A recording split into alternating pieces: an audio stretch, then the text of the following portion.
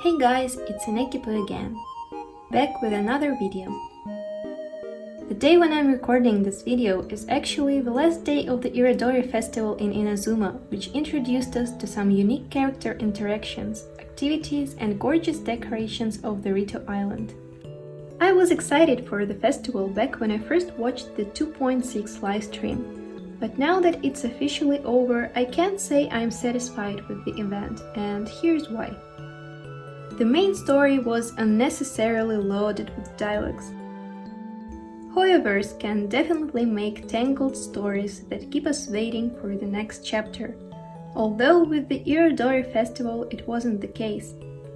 Yes, we were waiting to see the characters that we love gather in Inazuma, but the writing turned out to be disappointing, with its excessive dialogues, random changes of settings, and sometimes irrational actions of the characters.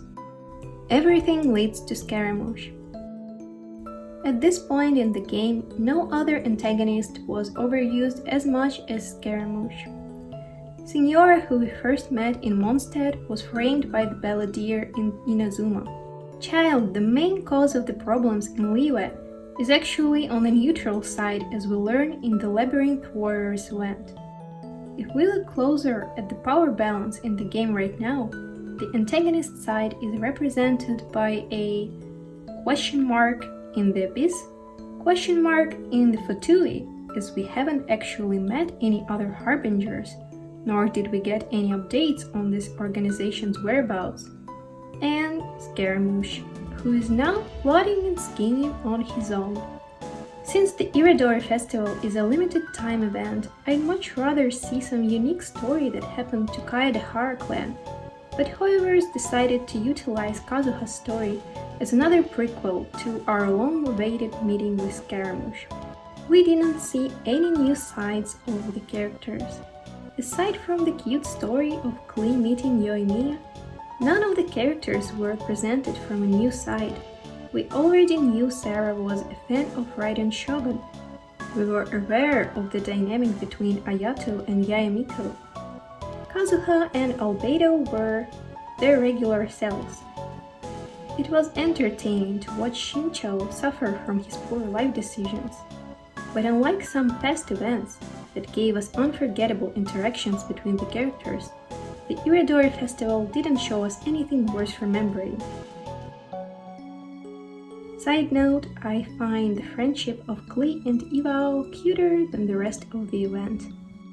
The overuse of that one character who knew trope. Zhongli knew everything about Fatui plans during the Archon quest, but chose to stay silent. Albedo knew the nature of the Golden Apple Archipelago, but let the traveler discover it on their own. Ayato just so happened to know everything from the start, but he wanted to let Kazuha discover the truth himself, and he wanted us to discover the truth ourselves. Yet he had no problem telling Albedo how to draw Kuronushi.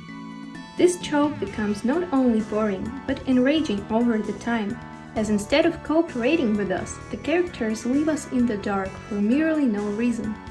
In my opinion, it's a sign of lazy writing, and there was a place for so much more dynamic in the quest besides just collecting Ayato's poetry.